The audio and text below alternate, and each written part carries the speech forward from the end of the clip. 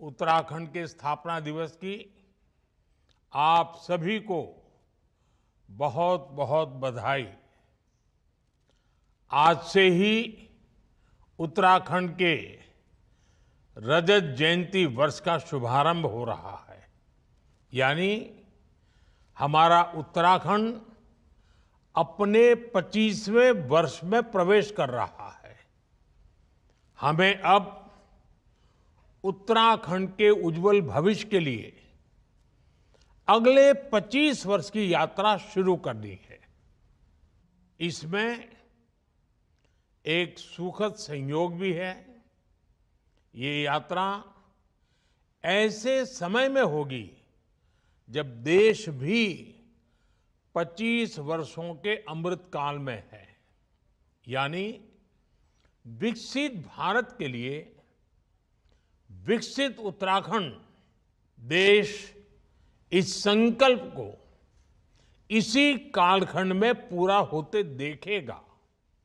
मुझे खुशी है कि उत्तराखंड के आप लोग आने वाले 25 वर्षों के संकल्पों के साथ पूरे राज्य में अलग अलग कार्यक्रम कर रहे हैं। इन कार्यक्रमों के जरिए उत्तराखंड के गौरव का प्रसार भी होगा और विकसित उत्तराखंड के लक्ष्य की भी हर प्रदेशवासी तक बात पहुंचेगी। मैं आप सभी को इस महत्वपूर्ण अवसर पर और ये महत्वपूर्ण संकल्प के लिए अपनी शुभकामनाएं देता हूं। अभी 2 दिन पहले ही प्रवासी उत्तराखंड सम्मेलन का भी सफल आयोजन हुआ है। मुझे विश्वास है हमारे प्रवासी उत्तराखंड वासी राज्य की विकास यात्रा में ऐसे ही बड़ी भूमिका निभाते रहेंगे। साथियों, उत्तराखंड के लोगों को अपनी आशाओं और आकांक्षाओं को पूरा करने के लिए लंबे समय तक अलग राज्य के लिए प्रयास करना पड़ा था। ये प्रयास तब पूरे हुए जब केंद्र में श्रद्धेय अटल जी के नेतृत्व में, बीजेपी के नेतृत्व में एनडीए की सरकार बनी। मुझे खुशी है कि जिस सपने के साथ उत्तराखंड का गठन हुआ था वो हम सब साकार होते देख रहे हैं। देवभूमि उत्तराखंड ने हम सभी को, भाजपा को हमेशा खूब सारा प्यार दिया है, अपनत्व दिया है। भाजपा भी देवभूमि की सेवा की भावना से उत्तराखंड के विकास में कोई कोर कसर बाकी नहीं छोड़ रही है। साथियों, कुछ दिन पहले ही केदारनाथ मंदिर के कपाट बंद हुए हैं। कुछ साल पहले बाबा केदार के दर्शन के बाद उनके चरणों में बैठकर मैंने बड़े विश्वास से कहा था कि ये दशक उत्तराखंड का दशक होगा। बीते वर्षों में उत्तराखंड ने मेरे इस विश्वास को सही साबित किया है। आज उत्तराखंड विकास के नए रिकॉर्ड बना रहा है, नए कीर्तिमान गढ़ रहा है। पिछले साल के सस्टेनेबल डेवलपमेंट गोल्स इंडेक्स में उत्तराखंड को पहला स्थान प्राप्त हुआ है। ईज ऑफ डूइंग बिजनेस में राज्य को अचीवर्स और स्टार्टअप रैंकिंग में लीडर्स की कैटेगरी में रखा गया है। पिछले 1.5-2 वर्षों में उत्तराखंड की राज्य विकास दर में 1.25 गुना से ज्यादा की बढ़ोतरी हुई है। इस साल जीएसटी कलेक्शन में भी 14% का उछाल आया है। 2014 में उत्तराखंड में प्रति व्यक्ति आय करीब 1.25 रुपये सालाना थी, जो आज बढ़कर 2,60,000 रुपये हो चुकी है। 2014 में उत्तराखंड राज्य का सकल घरेलू उत्पाद यानी स्टेट की जीडीपी 1,50,000 करोड़ के आसपास थी। अब ये बढ़कर करीब करीब 3,50,000 करोड़ रुपए हो गई है। ये आंकड़े बताते हैं कि उत्तराखंड में कैसे युवाओं के लिए नए अवसर पैदा हो रहे हैं, कैसे यहां औद्योगिक तरक्की हो रही है। सरकार के प्रयास से उत्तराखंड के लोगों का, विशेषकर राज्य की हमारी माताओं, बहनों, बेटियों का जीवन भी आसान बन रहा है। उत्तराखंड में 2014 से पहले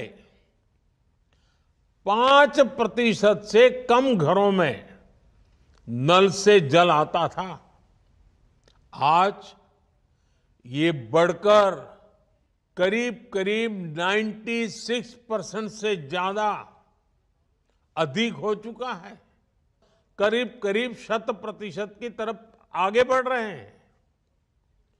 2014 से पहले उत्तराखंड में सिर्फ 6,000 किलोमीटर की पीएम ग्राम सड़क बनी थी। 6,000 किलोमीटर। आज इन सड़कों की लंबाई बढ़कर 20,000 किलोमीटर से ज्यादा हो गई है। और मुझे मालूम है पहाड़ों में सड़कें बनाना कितना बड़ा कठिन काम होता है और कितनी बड़ी जरूरत होती है। उत्तराखंड में लाखों शौचालयों का निर्माण करके, हर घर बिजली पहुंचाकर, उज्ज्वला योजना के तहत लाखों गैस कनेक्शन देकर, आयुष्मान योजना के तहत मुफ्त इलाज की सुविधा देकर हमारी सरकार हर वर्ग, हर आयु के लोगों की साथी बनकर काम कर रही है। साथियों, डबल इंजन की सरकार का अर्थ क्या होता है, ये भी हम उत्तराखंड में देखते हैं। उत्तराखंड को केंद्र से पहले जो अनुदान मिलता था, वो आज करीब करीब 2 गुना हो गया है। डबल इंजन की सरकार में ही उत्तराखंड को एम्स के सैटेलाइट सेंटर की सौगात मिली। इसी दौरान देश का पहला drone application research centre Dehradun में खोला गया। उधमसिंह नगर में स्मार्ट इंडस्ट्रियल टाउनशिप बनाने की योजना है। आज उत्तराखंड में केंद्र सरकार के 2 लाख करोड़ रुपए के प्रोजेक्ट्स चल रहे हैं। कनेक्टिविटी से जुड़े प्रोजेक्ट्स को तेज गति से पूरा किया जा रहा है। ऋषिकेश, कर्णप्रयाग रेल परियोजना को 2026 तक पूरा करने की तैयारी है। उत्तराखंड के 11 स्टेशनों को अमृत स्टेशनों के रूप में विकसित किया जा रहा है। देहरादून दिल्ली एक्सप्रेसवे के पूरा होने के बाद दोनों शहरों की दूरी 2.5 घंटे में तय कर ली जाएगी। यानी एक तरह से उत्तराखंड में विकास का महायज्ञ चल रहा है, जो इस देवभूमि की गरिमा को भी बढ़ा रहा है। इससे पहाड़ों पर होने वाले पलायन पर भी रोक लगी है।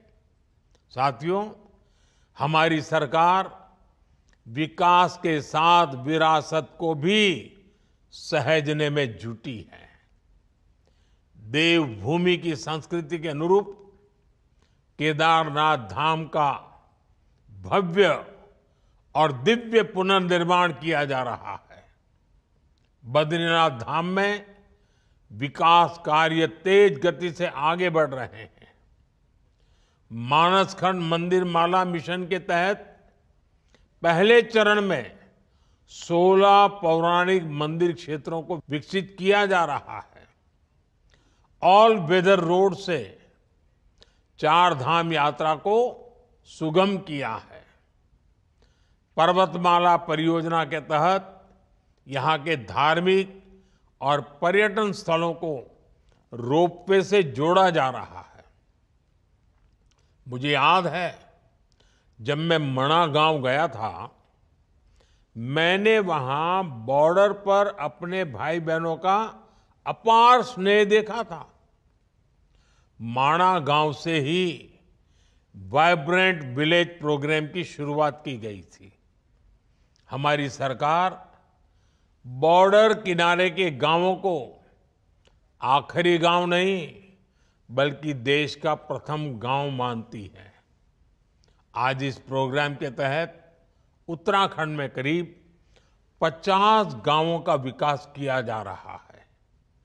ऐसे ही प्रयासों का परिणाम है कि उत्तराखंड में पर्यटन से जुड़े अवसरों को नई गति मिल रही है। और पर्यटन बढ़ने का मतलब है उत्तराखंड के युवाओं को ज्यादा से ज्यादा रोजगार। अभी कुछ सप्ताह पहले की ही रिपोर्ट है कि इस साल उत्तराखंड में करीब 6 करोड़ पर्यटक और श्रद्धालु पहुंचे हैं। 2014 से पहले 4 धाम यात्रियों की संख्या का रिकॉर्ड 24 लाख का था, जबकि पिछले साल 54 लाख से ज्यादा श्रद्धालुओं ने 4 धाम के दर्शन किए हैं। इससे होटल से लेकर होम स्टे वालों को, टैक्सी से लेकर टेक्सटाइल वालों को, सभी को बहुत लाभ हुआ है। बीते वर्षों में 5,000 से ज्यादा होम स्टे का रजिस्ट्रेशन किया गया है। साथियों, आज उत्तराखंड ऐसे निर्णय ले रहा है, ऐसी नीतियां बना रहा है जो देश के लिए उदाहरण बन रही हैं। उत्तराखंड ने गहन अध्ययन के बाद यूनिफॉर्म सिविल कोड लागू किया, जिसे मैं सेक्युलर सिविल कोड कहता हूं। आज यूनिफॉर्म सिविल कोड पर पूरा देश चर्चा कर रहा है, इसकी जरूरत को महसूस कर रहा है। उत्तराखंड सरकार ने प्रदेश के युवाओं का भविष्य सुरक्षित करने के लिए नकल विरोधी कानून लागू किया। उत्तराखंड में नकल माफिया पर सख्त कार्रवाई की गई है। अब प्रदेश में पूरी पारदर्शिता और समय से भर्तियां हो रही हैं। ऐसे कितने ही कार्य हैं जिनमें उत्तराखंड की सफलता दूसरे राज्यों के लिए उदाहरण बन रही है। साथियों, आज 9 नवंबर है। 9 का अंक बहुत ही शुभ माना जाता है, शक्ति का प्रतीक होता है। आज मैं आपसे और उत्तराखंड आने वाले यात्रियों, श्रद्धालुओं से 9 आग्रह करना चाहता हूं। 5 आग्रह उत्तराखंड के लोगों से और 4 आग्रह यात्रियों, श्रद्धालुओं से। साथियों, आपकी बोलियां काफी समृद्ध है। गढ़वाली, कुमाऊनी, जौनसारी, ऐसी बोलियों का संरक्षण बहुत जरूरी है। मेरा पहला आग्रह है कि उत्तराखंड के लोग अपनी आने वाली पीढ़ियों को जरूर ये बोलियां सिखाएं। ये बोलियां उत्तराखंड की पहचान को मजबूत बनाने के लिए भी जरूरी है। देवभूमि के लोग प्रकृति और पर्यावरण के कितने बड़े प्रेमी होती है, ये पूरा देश जानता है। उत्तराखंड तो गौरा देवी की भूमि है और यहां हर महिला मां नंदा का रूप है। बहुत आवश्यक है कि हम प्रकृति की रक्षा करें। इसलिए मेरा दूसरा आग्रह है, एक पेड़ मां के नाम। हर किसी ने इस आंदोलन को आगे बढ़ाना है। आजकल आप देख रहे हैं, देश भर में ये अभियान तेज गति से चल रहा है। उत्तराखंड भी इस दिशा में जितनी तेजी से काम करेगा, उतना ही हम क्लाइमेट चेंज की चुनौती से लड़ पाएंगे। उत्तराखंड में तो नौलों धारों की पूजा की परंपरा है। आप सभी नदी नौलों का संरक्षण करें। पानी की स्वच्छता को बढ़ाने वाले अभियानों को गति दें। ये मेरा आपसे तीसरा आग्रह है। मेरा चौथा आग्रह है, अपनी जड़ों से जुड़े रहें। अपने गांव लगातार जाएं और रिटायरमेंट के बाद तो जरूर अपने गांवों में जाएं। वहां से संबंध मजबूत रखें। उत्तराखंड के लोगों से मेरा पांचवा आग्रह है, अपने गांव के पुराने घरों, जिन्हें आप तिबरी वाले घर कहते हैं, उन्हें भी बचाएं। इन घरों को भूले नहीं। इन्हें आप होम स्टे बनाकर अपनी आय बढ़ाने का साधन बना सकते हैं। साथियों, उत्तराखंड आने वाले पर्यटकों की संख्या हर साल बढ़ रही है और देश के कोने कोने से आते हैं, विदेशों से आते हैं। मैं आज सभी पर्यटकों से भी 4 आग्रह करूंगा। पहला आग्रह है, जब भी आप हिमालय की गोद में पहाड़ों पर घूमने जाएं, स्वच्छता को सर्वोपरि रखें। इस प्रण के साथ जाएं कि आप सिंगल यूज प्लास्टिक का इस्तेमाल नहीं करेंगे। दूसरा आग्रह है, वोकल फॉर लोकल के मंत्र को वहां भी याद रखें। आपकी यात्रा का जो खर्च होता है, उसमें से कम 5% स्थानीय लोगों के द्वारा उत्पादित किए गए प्रोडक्ट खरीदने में खर्च करें। तीसरा आग्रह है, पहाड़ पर जाएं तो वहां के ट्रैफिक नियमों का जरूर ध्यान रखें। सावधान रहें। हर किसी का जीवन अमूल्य है। मेरा चौथा आग्रह है, धार्मिक स्थलों के रीति रिवाजों, वहां के नियम कायदों के बारे में यात्रा से पहले जरूर पता कर ले। वहां की मर्यादा का जरूर ध्यान रखें। इसमें आपको उत्तराखंड के लोगों से बहुत मदद मिल सकती है। उत्तराखंड के लोगों से 5 और उत्तराखंड आने वाले लोगों से मेरे 4 आग्रह देवभूमि के विकास में, देवभूमि की पहचान को मजबूत करने में बड़ी भूमिका निभाएंगे। साथियों, हमें उत्तराखंड को प्रगति के पथ पर तेज रफ्तार से आगे बढ़ाना है।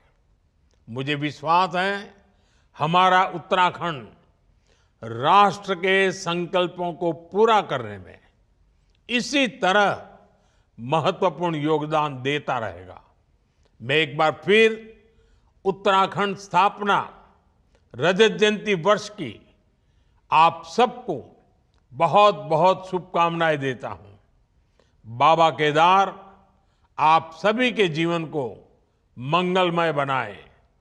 बहुत बहुत धन्यवाद।